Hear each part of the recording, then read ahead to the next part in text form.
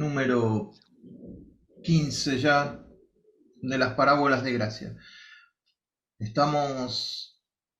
título que le puse fue Universo Paralelo. ¿Por qué? Porque las parábolas, cuando Jesús habla en parábolas, habla en un idioma completamente distinto a los que los seres humanos están hablando acá en la Tierra. Cuando Jesús habla en parábolas, nos mete en una dimensión totalmente distinta, diferente. Él está en un lugar, en su espíritu, y acá en la tierra la gente tratando de entender lo que dice. La parábola lo que hace es eso, es despertar en la persona y decir, ¿qué está diciendo? Quiero saber más de lo que está diciendo. O la persona dice, bueno, lo escuché y ya está, y no le interesa más. Entonces Jesús dice, les hablo en parábolas para despertar en ustedes algo. Si no se despierta ese algo, bueno, es porque ustedes no tienen hambre de algo más. Pero si quieren algo más, tengo más para darle. Entonces, esa es la idea de la parábola.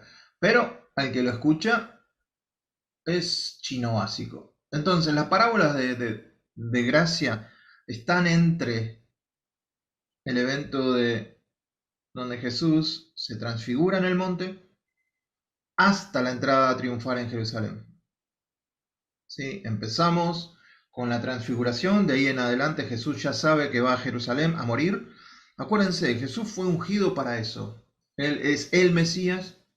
Cristo no es un nombre, es una función. Él es el ungido, el Mesías que vino a morir. Esa era toda su tarea, morir. Entonces, ya él había predispuesto en el capítulo 9 de Lucas, voy a Jerusalén, voy a morir. Ya sabía que iba a eso. En ese periodo, ya hemos visto casi 13 parábolas, nos está hablando de la gracia de Dios. Después empezar a hablar de las parábolas de juicio, y ahí algún día quizás la veremos. Ahí es donde Jesús habla acerca de lo que va a venir y de todo lo demás. Pero en este momento estamos en las parábolas de gracia, en donde, ¿qué es la gracia? Es el favor de Dios a criaturas finitas como nosotros, que no merecen nada. Los que me estén escuchando, lamento decirles que ustedes no merecen nada de lo que tiene Dios para darnos. Nada. Merecemos sí la muerte y merecíamos la condenación eterna. Pero en Cristo Jesús, que es la gracia personificada, es el favor más grande, es el regalo más grande que la humanidad ha podido tener, en Cristo Jesús estamos completos y lo tenemos todo, y ahora somos hijos de Dios con todos los derechos que podemos llegar a tener. El contexto de lo que vamos a ver hoy, acuérdense, vimos las trillizas de oro, que eran las tres parábolas: la oveja perdida, la moneda perdida y los hijos perdidos. Todo perdido, buscado, encontrado. Después viene el mayordomo infiel. Jesús empieza a hablar de las riquezas, habla de rico y Lázaro, eso es lo que venimos viendo. Y hoy, si quieren acompañarme, esto no va a estar en el PowerPoint, al principio, nos vamos de alguna manera a saltear el capítulo 17, pero lo tengo que mencionar porque es parte del contexto. Capítulo 17 de Lucas. No va a aparecer en el PowerPoint, pero si ustedes tienen una Biblia, es un libro negro ahí que soplen en la tierrita que está arriba y háblanlo. Capítulo 17. Empieza hablando Jesús. Es imposible, ¿qué cosa? Que no vengan tropiezos. La pucha. Yo pensé, a mí me predicaron que si venía Jesús iba a estar todo bien, que tenía la alfombra roja, que iba a caminar por ahí, que todos los problemas se habían ido. Y Jesús mismo dice, muchachos, es imposible que no vengan tropiezos. Corten, tachen esa palabra imposible, no puede ser. ¿Qué evangelio es el que nos están predicando? Es imposible que no vengan tropiezos, más ay de aquel por quien vienen. Esa está buena. Entonces Jesús le empieza a decir, mejor le fuera que se atara un cuello una piedra de molino y se arrojase al mar, que hacer tropezar a uno de estos pequeñitos. A veces esos pequeñitos podés ser vos o puede ser alguien a quien conocemos. Y Jesús les dice, mirad por vosotros mismos. Esto ya lo hemos visto antes, pero es esencial para todo lo que vamos a ver. Si tu hermano pecare contra ti, ¿qué hay que hacer? Repréndele. Y si se arrepiente, perdonalo. Y si 7 veces al día, complicado el muchacho, si 7 veces al día peca contra vos y 7 veces al día vuelve diciendo, me arrepiento de lo que te hice, ¿qué dice Jesús? ¿Qué tengo que hacer? Perdonarlo. ¿Está claro eso? ¿Qué dice Jesús que tenemos que hacer? Perdonarlo, porque de acá es el contexto, de acá es lo que va a salir todo lo que vamos a ver. Mucho de lo que vamos a ver se ha interpretado incorrectamente por no tener en cuenta esto. Entonces, en algunas Biblias va a haber un espacio y un título. No tendría que estar el espacio ni el título. Versículo 5. Dijeron los apóstoles al Señor, aumentanos la fe. El Señor le dijo, si tuviera fe como un grano de mostaza, podrías decir a este monte o a este sicómoro, desarráigate y plántate en el mar, y os obedecería. ¿Quién de vosotros, teniendo un siervo que ara o apacienta ganado, al volver a él del campo, luego le dice, pasa, siéntate a la mesa? ¿No le dice más bien, prepárame la cena, cíñete y sírveme hasta que haya comido y bebido, y después de esto come y bebe tú? ¿Acaso da gracias el siervo porque hizo lo que se le había mandado? Pienso que no. Comparación. Así también vosotros. Así también vosotros. Cuando hayáis hecho todo lo que os ha sido que ordenado, decid, siervos inútiles somos, pues lo que deberíamos hacer hicimos. Bien, a ver si lo puedo explicar. Ustedes saben que soy medio de gráficos, ¿no? Jesús le dice, mira, tenés que perdonar a la gente, aunque venga 7 veces al día por el mismo pecado, y si se arrepiente, perdonalos. La gran 7, habrán dicho los discípulos. ¿Cómo hago eso? Aumentanos la fe. Porque ¿cómo voy a hacer para perdonar a una persona así? Aumentanos la fe. Dentro de la teología de ellos pensaban que necesitaban un ingrediente para poder perdonar a alguien 7 veces al día que venía con el mismo problema. Entonces, en la teología de ellos, hay, bueno, o estás frío, estás caliente, danos más fe para poder hacer eso. Y Jesús dice, mira, si tuviera fe, ¿no? Fíjense, si se arrepiente, perdonale, y si se arrepiente, perdonale. Ingredientes, la persona en cuestión tiene que estar arrepentida de lo que hizo, cambiar la cabeza, y el otro ingrediente de nuestra parte, perdonarlo. Ellos dicen, aumentanos la fe. Jesús le dice, mira, si yo te diera la fe, y esa fe que yo te doy fuera como el grano de mostaza, le podrías decir a un monte que se desarraigue y se vaya al mar, a una montaña. Pero otra vez, en este universo paralelo, Jesús, en vez de darle la fe que están pidiendo, les cuenta una historia. Algo del día. ¿Quién de vosotros, si tiene un siervo, o sea, piensen en esto, ustedes tienen un empleado, un siervo, un esclavo, llámese ama de casa, no, mentira, mentira. Que vos decís, volvés del trabajo, no le decís al esclavo, vení, sentate conmigo, vamos a comer. No, ya está la comida, preparame la comida y después que coma yo te puedes sentar vos. ¿Qué está queriendo decir Jesús con esto después de hablar de la fe y esto? ¿Acaso da gracias el siervo porque hizo lo que se le había mandado? Pienso que no. Ahora, ustedes que me están escuchando, yo sé que algunos de ustedes todavía tienen la gaña en los ojos. ¿Qué es lo que había mandado Jesús en este contexto?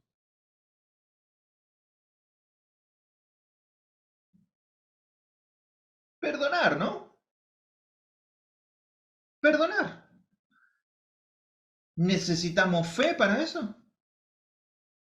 No, no necesitamos un ingrediente extra. Fíjense qué interesante que es cuando Jesús da la palabra, dice, perdónenlo, es una orden que él está dando.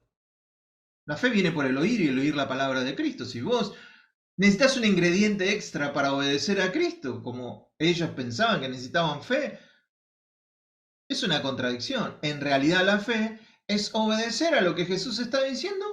Perdonalos.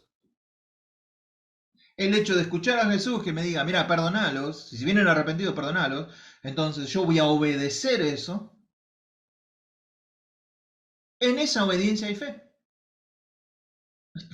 ¿Se entiende? Espero que se entienda.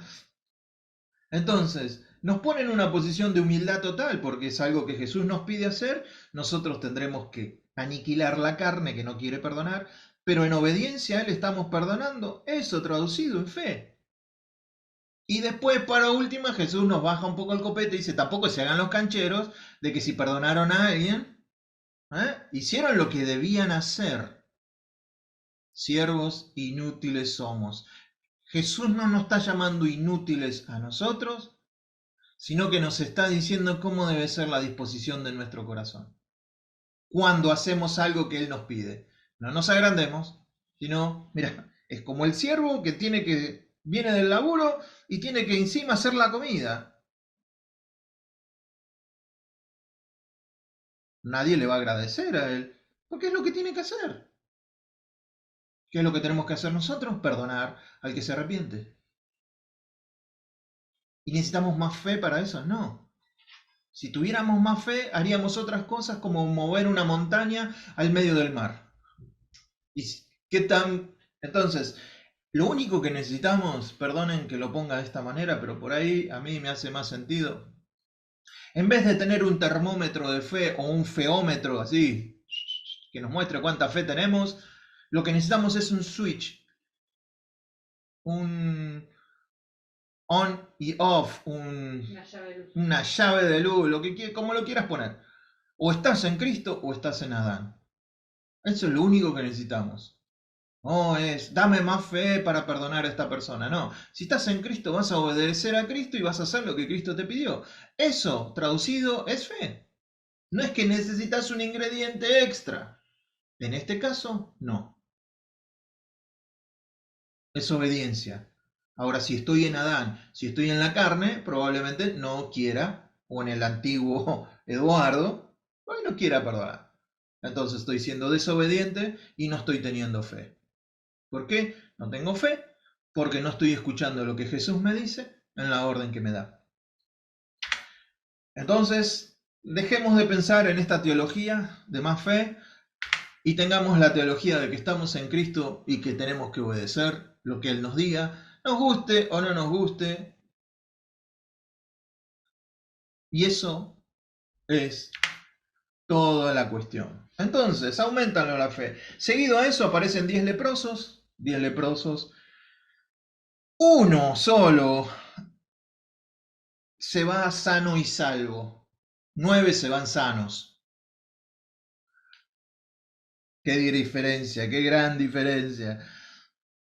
Jesús al entrar en Galilea, en Samaria, salieron al encuentro 10 hombres leprosos, los cuales se pararon de lejos, perdón, y alzaron la voz diciendo, Jesús, maestro. Parecían porteños, ¿no? Maestro, hey, ten misericordia de nosotros. Cuando él los vio, cuando Jesús los vio, les dijo, vayan y muéstrense a los sacerdotes. Y aconteció que mientras iban a mostrarse al sacerdote, fueron limpiados. Entonces uno de ellos, viendo que había sido sanado, volvió glorificando a Dios a gran voz. ¡Gloria a Dios! ¡Gloria a Dios! Y se postró en tierra a los pies de Jesús, dándole gracias. Detalle, Lucas nos dice que el que volvió, era samaritano. O sea que de lo peorcito fue lo que entendió. Respondiendo Jesús dijo, ¿no son 10 los que fueron limpiados? No sé si era bueno en matemáticas, Jesús dice. ¿Cómo? ¿10? ¿Limpié 10? ¿Viene uno? ¿Qué pasa? ¿Y los 9? ¿Dónde están? ¿No hubo quien volviese y diese gloria a Dios, sino este extranjero? Y acá viene la clave entonces. Y le dijo, levántate, vete, tu fe te ha salvado. No tu fe te ha sanado, tu fe te ha salvado. El que te ha sanado es el que ahora reconociste como Señor. O sea que de los 10, ¿cuántos se fueron sanos? 10. ¿Cuántos se fueron sanos y salvos? 1. Porque entendió mucho más a quién era, de dónde venía. Y esa fe, el de reconocer, el que habla, el que da la sanidad, esa fe lo salvó. Y entonces ahora los fariseos preguntan, ¿cuándo ha de venir el reino? Y Jesús le da todo una clase de cómo iba a venir el reino que no la vamos a ver ahora porque ya la vimos en algún tiempo. Y después de eso, ¿cuándo vendrá el reino? Viene la parábola que vamos a ver hoy. El juez y la viuda. El juez y la viuda. Entonces nuestro texto de hoy va a ser Lucas capítulo 18, versículos del 1 al 8. Ese es nuestro texto de hoy. También les refirió Jesús una parábola sobre la necesidad de orar siempre y no desmayar. Está bueno esto porque no tenemos que andar dando vueltas y tratando de imaginarnos de qué trata la palabra o de qué trata la parábola, porque acá Jesús ya nos dice de qué trata. De la necesidad de orar siempre y no desmayar. Y esta es la parábola. Había en una ciudad un juez. Las características de este juez era que ni temía a Dios, ni respetaba a hombre. Había también, los dos personajes, en aquella ciudad una viuda, la cual venía a él diciendo, hazme justicia de mi adversario. Y él no quiso hacerle justicia por algún tiempo. La palabra que a mí me llamó mucho la atención es que este juez era un ateo, o sea que no tenía temor de Dios, no le interesaba a Dios, y que no respetaba a hombre, pero la raíz de la palabra de respeto es vergüenza. O sea que era un sin vergüenza. No sé si usar la palabra separada, sin, espacio, vergüenza, o usarla toda junta, un sinvergüenza. No sé si tendrá diferencia eso, no lo busqué. Sinvergüenza. Me llamó muchísimo la atención y no sé por qué me entretuve en esto.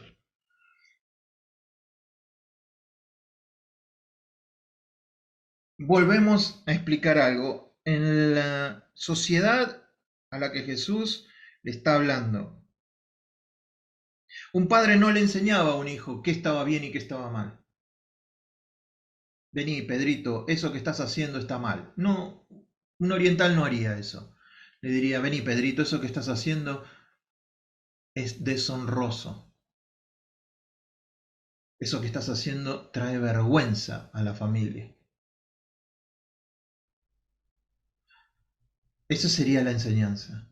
Vergüenza, honor, u honor. Entonces, sobre eso, cada vez que la Biblia habla de vergüenza, fíjense, no voy a intentar no desviarme demasiado, pero Jeremías capítulo 8, Dios habla cómo alguien puede tener la palabra, como la tenían los discípulos cuando Jesús les dijo, tienen que perdonar, tenían la palabra de Jesús, pero querían algo más para poder cumplir la palabra. No, ya tenés la palabra. En Jeremías 8 ya el pueblo estaba siendo liquidado por los babilónicos. Y dice Jeremías 8:8, ¿cómo decís, nosotros somos sabios y la ley de Jehová está en nosotros? Ciertamente la ha cambiado en mentira la pluma mentirosa de los escribas. Los sabios se avergonzaron, ven la palabra avergonzaron, que para nosotros no es tan, para nosotros es un sentimiento, para un oriental es la perdición total. Y acá dice, los sabios se avergonzaron, se espantaron y fueron consternados. He aquí que aborrecieron la palabra de Jehová. ¿Y qué sabiduría tienen? Bueno, no voy a seguir. Pero el 12 dice, ¿se han avergonzado de haber hecho abominación? Ciertamente no. La vergüenza es algo que en una cultura oriental que nosotros seguimos la Biblia como un libro, está totalmente enfocada a gente del Oriente. Y el Oriente tienen esta característica por sobre todas las cosas, el honor. Ahí mismo, si ustedes después lo pueden leer en Jeremías, ese dolor que causa esa vergüenza de que esté la palabra, pero que no la pongan en práctica, que no le hagan caso, o que la prediquemos y que después hagamos lo contrario. Eso trae vergüenza a una comunidad. Eso trae vergüenza. Que un líder político no tenga palabra trae vergüenza. Que un líder espiritual no tenga palabra trae vergüenza. Si nosotros somos una sociedad a la que la vergüenza ya no nos importa, somos sinvergüenza.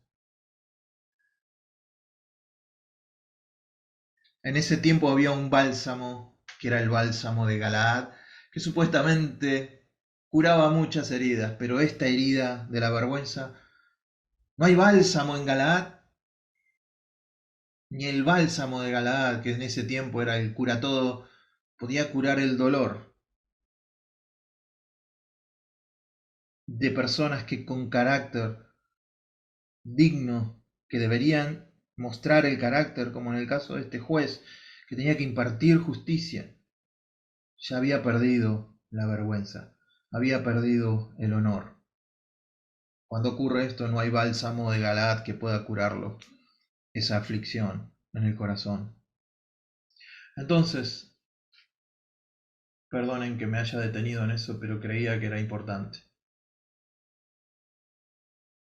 Entonces la viuda, el tipo no le quería hacer justicia.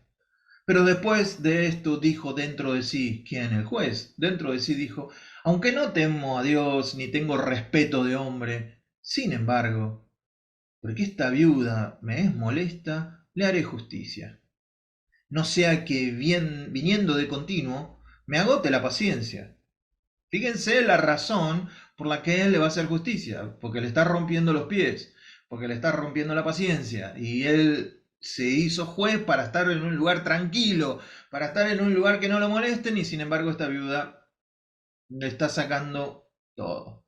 El 6 dice, y dijo el Señor, oíd, esto está hablando Jesús ya, oíd lo que dijo el juez injusto. ¿Y acaso Dios no hará justicia con sus escogidos que claman a Él día y noche? ¿Se tardará en responderles? Os digo que pronto les hará justicia. Pero, cuando venga el Hijo del Hombre, ¿hallará fe en la tierra? ¿Hallará fe en la tierra? Esto es lo que se conoce como un Kal Baomer. Si alguna vez estudian un poco más de hermenéutica, se van a dar cuenta que en el Oriente se utilizaba mucho esto, el cuánto más, cuánto más. Entonces Jesús pone un personaje que es lo peor, lo peor, lo peor, y después lo compara con algo más. ¿Cuánto más? Acá hay un juez injusto. Si este juez injusto hizo esto por una viuda, ¿cuánto más un juez justo no les va a dar a ustedes? Acuérdense que la idea es orar siempre y no desmayar.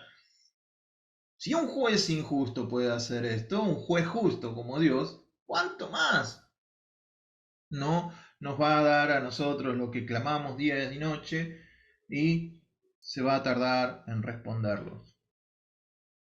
Entonces, alguna información acerca de esta parábola que nos pueda llegar a interesar. La idea de un juez está muy bien establecida en la Biblia. Cuando Josafat tuvo que nombrar jueces, dijo esto: tengan mucho cuidado, esto le está diciendo Josafat a los jueces, tengan mucho cuidado con lo que hacen, pues su autoridad no proviene de un hombre, sino del Señor. Por eso, teman al Señor y tengan cuidado con lo que hacen, porque el Señor, nuestro Dios, no admite la injusticia, ni la parcialidad, ni el soborno. ¿Está clarito lo que Dios espera de alguien que tiene que emitir un juicio? ¿No? Está claro. Dos temas que la gente encuentra diametralmente opuestos: el asunto de la gracia y el asunto de juzgar. Acá están conjuntamente, están los dos juntos. Acá hay un jurista, un juez, practicante de la ley, injusto, ateo y soberbio, a quien Jesús presentará como un agente de gracia. Aún siendo lo peor, le da a la viuda lo que la viuda quiere, pero solo para compararlo con Dios.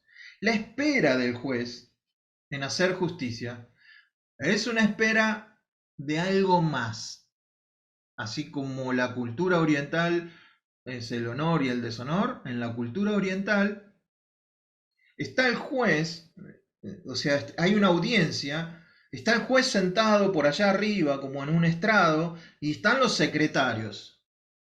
Y acá abajo está toda la gente que está buscando que se le haga justicia. Entonces hablan con los secretarios. El secretario le dice: bueno, ¿cuánto hay para el juez?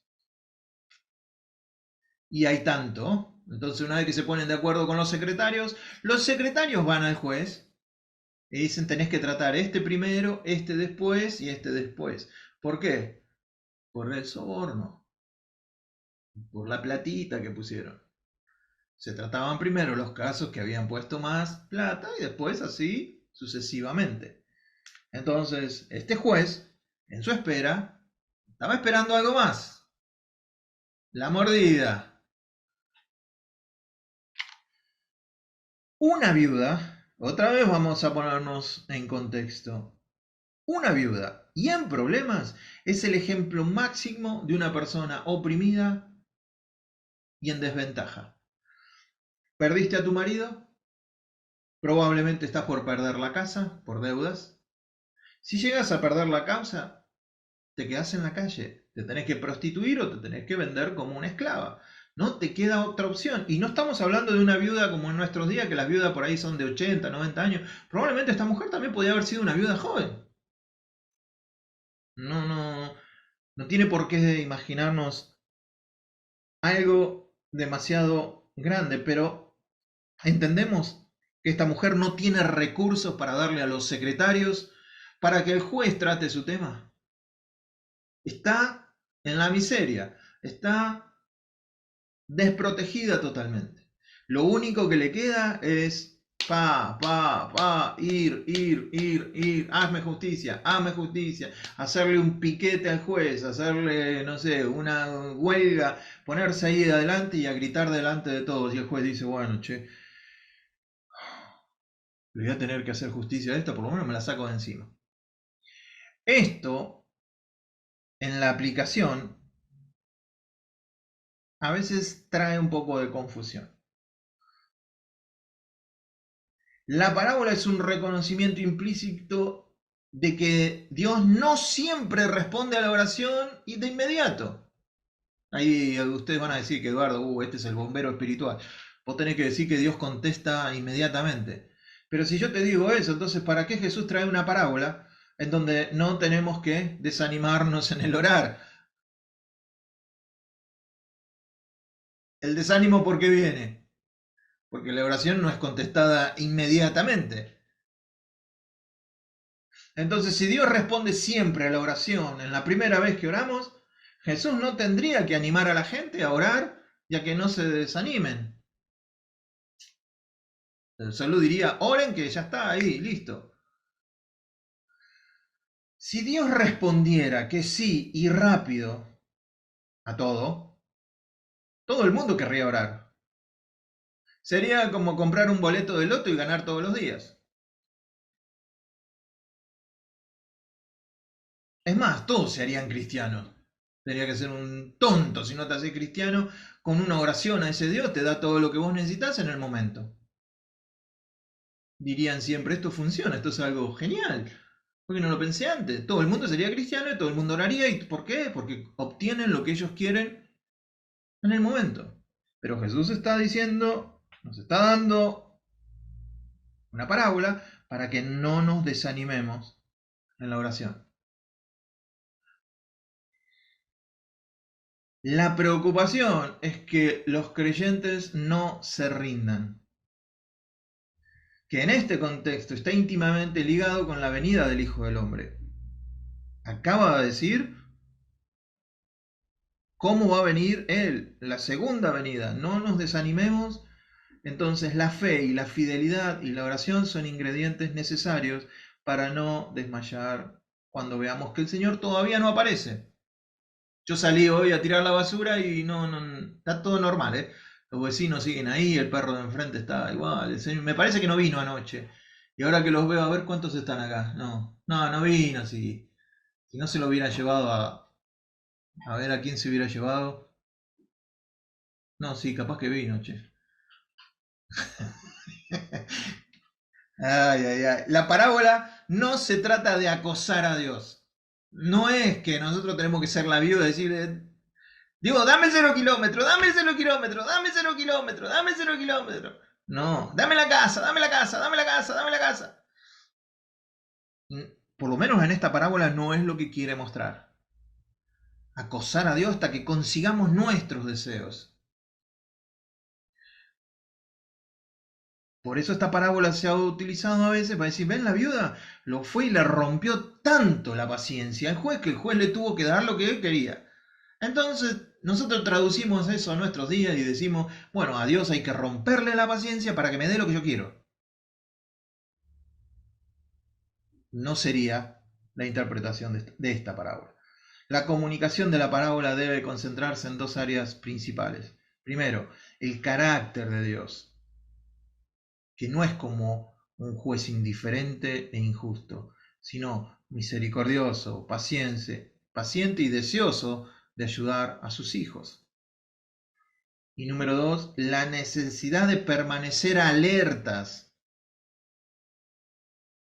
sobre todo en cuanto a la venida del Señor, la segunda venida. Permanecer alertas en cuanto a eso. Y yo quiero terminar con esto. Quiero darles una imagen diferente de lo que es la oración. Y a mí me ayudó y por ahí a ustedes les puede ayudar. Una imagen diferente.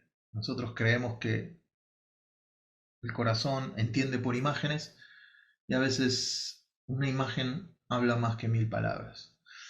Éxodo capítulo 29 dice así, versículos 38 al 46. Esto es lo que ofrecerás sobre el altar. Acuérdense, esta enseñanza tranquilamente la podría poner en aquella serie que vimos acerca de las sombras de Jesús, las sombras del Rey. Tranquilamente podría ir ahí. Esto es lo que ofrecerás sobre el altar. 2 corderos de un año cada día, continuamente. Ofrecerás uno de los corderos por la mañana y el otro cordero lo ofrecerás a la caída de la tarde.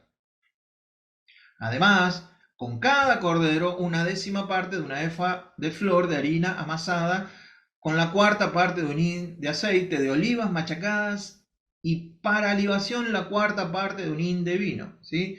Entonces el cordero, un pan arriba y un chorro de vino Esa es la versión Eduardo Banoli. Y ofrecerás el otro cordero a la caída de la tarde, haciendo conforme a la ofrenda de la mañana y conforme a su libación.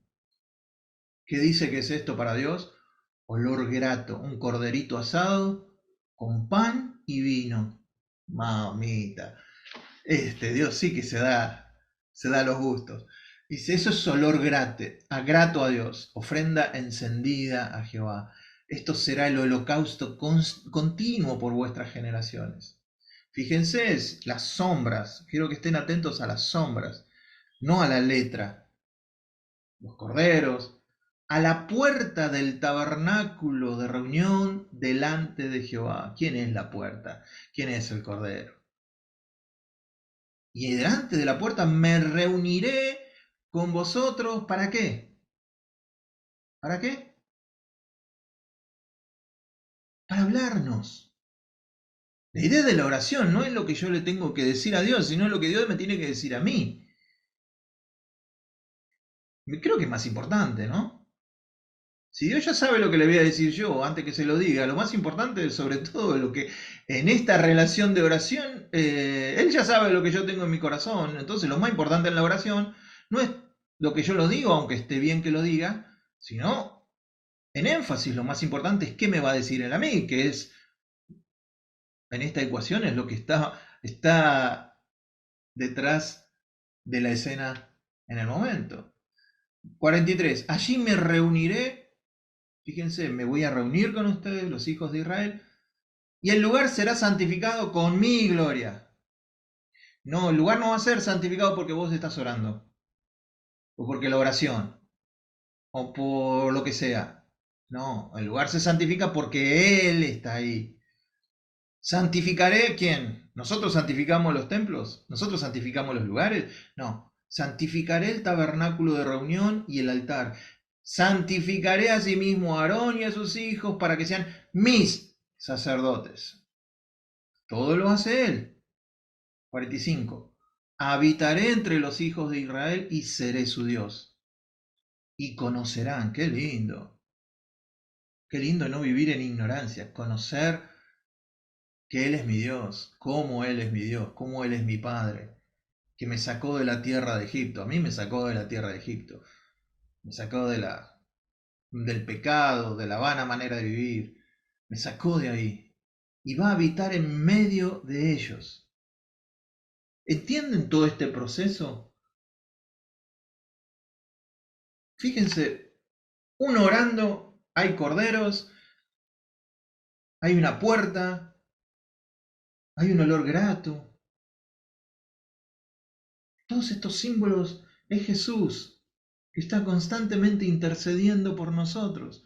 No es que yo estoy orando y Jesús le está diciendo al oído, Eduardo dice esto, mirá, va al Padre. No, toda la persona de Jesús, todo lo que Él hizo es la intercesión. Y yo voy en oración, no necesito ningún intermediario porque mi intercesión es Jesús, la persona de Jesús. Como en este caso me muestra que son los corderos, como en este caso me muestra que todo esto se escribió como sombra de lo que habría de venir.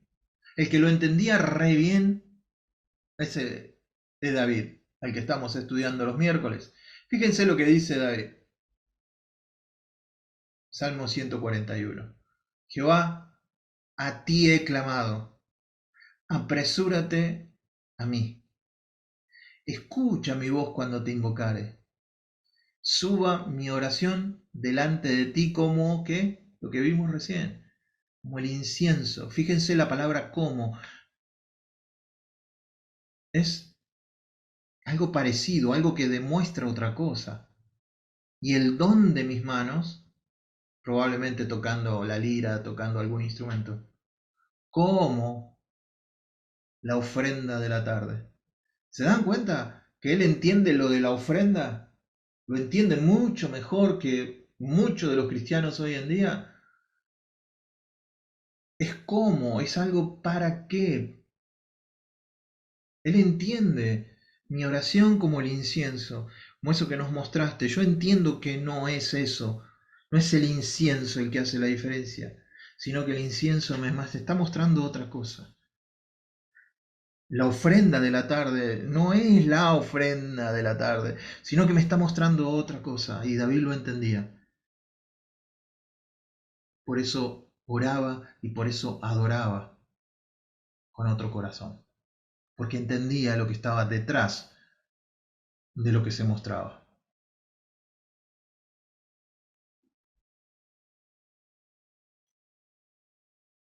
Espero que les haya ayudado. A mí me ayuda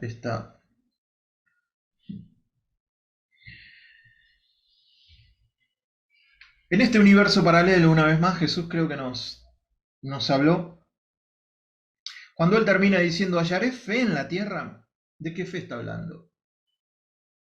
Está hablando de la fe de la viuda, de la fidelidad, de buscar a ese Dios justo. De esa fe está hablando. De ese no cansarse de esperar el retorno del novio, el retorno del marido. Esa fe no está, en este texto no está hablando de otra cosa. Cuando venga el Hijo del Hombre, ¿hallará fe en la tierra?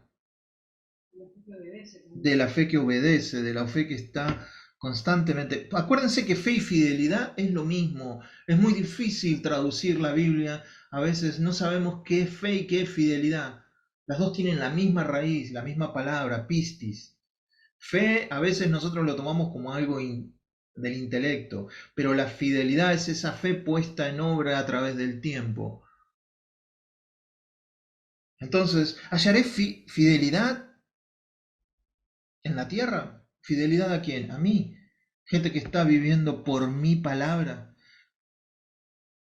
Gente que está orando a mi Padre, entendiendo cuál es el carácter de mi Padre.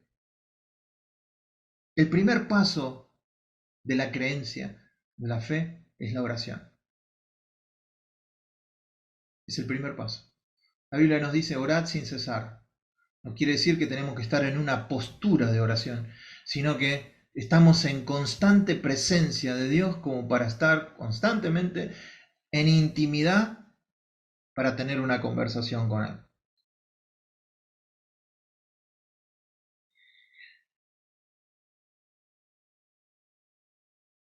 Esta segunda venida del Señor parece tardarse un poquito y puede llegar a desmayar, a cansar a las personas. Pero el corazón de nuestro juez es justo, nos escucha. Él nos va a traer ánimo, fuerza, vigor a través de la conversación con Él, de esta oración. Entonces no sé cuántos de ustedes pueden llegar a estar desanimados, menos fuerzas. Yo esta semana he predicado como nunca antes. He predicado en todos lados. ¿A quién? A este tonto que ustedes ven hablando hoy. Me tuve que predicar la palabra como nunca antes, porque la pierdo constantemente de vista. Y me tengo que predicar esto que lo estoy diciendo a ustedes, me lo tengo que predicar a mí. Y no saben lo fácil que es perder de vista esto. Lo fácil que es desmayar. Lo fácil que es desenfocarse. Pero entendiendo quién es nuestro juez y a quién estoy orando, yo estoy seguro que no quiero caer en esa incapacidad. No quiero avergonzar. No quiero ser un sinvergüenza. Que lo que Él me dice, ponerlo por obra. No necesito más fe. Lo que necesito es obediencia. Lo que necesito es creerle. Es fácil enseñar la palabra. Es fácil, muy fácil tener esto. El problema es cuando yo corte con ustedes, que esto lo ponga por obra. Esa parte, y cuesta más. Y eso es lo que a veces cansa. Pero gracias que no tenemos un juez que necesita un soborno para escucharnos, sino que en el momento que pones la oración en marcha, los oídos de Dios están atentos. No hay intermediarios. Sos el Hijo, Y en el trono de Dios entras como hijo, no entras como siervo, no entras como hijo. Y todo lo que se aplicó a Jesús se aplica a nosotros. Estamos en la misma posición que Jesús. Sos un Jesús caminando, sos un Jesús yendo por esta vida, como peregrino, como extranjero, sí, pero seguís siendo hijo, con todos los derechos. ¿Nos equivocamos? Pero tranquilos, abogado tenemos para con Dios. Papá, venimos en esta mañana y te damos gracias, Dios. Gracias porque, bueno, pedís que no nos cansemos en orar, que no desmayemos y que cuando no vemos a veces la respuesta, no por eso quiere decir que no nos estás escuchando. En esa conversación, en ese intercambio que hacemos en la oración, los más beneficiados somos nosotros. En esta mañana queremos decirte que aunque las respuestas no vengan, el solo hecho de tener el camino abierto, las puertas abiertas, la entrada a tu presencia, eso ya es oro en polvo. Porque antes de tenerte a vos no sabíamos a dónde ir. Antes de tenerte a vos, nuestra vida era un sinsabor, una desesperación, una depresión. Sin embargo, aunque los problemas vienen, porque es imposible, dice tu hijo, que no vengan los problemas, que no vengan las dificultades. Pero ahí es donde tenemos que activar nuestra creencia en aplicar lo que la palabra ya nos dice, en ser obedientes a esa palabra. Y una vez que la apliquemos, poder decir, bueno, hice lo que tenía que hacer. Oré e hice lo que tenía que hacer. O voy a tener un cartel de super fe sobre mi vida. Pero sí, puedo tener el cartel de super hijo y vos el cartel de super papá. Te damos gracias por esta relación.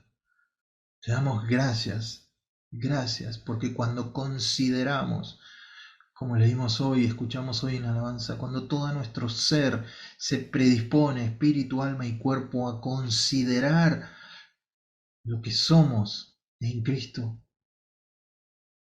nada lo que hay en este mundo lo puede opacar. Te damos gracias.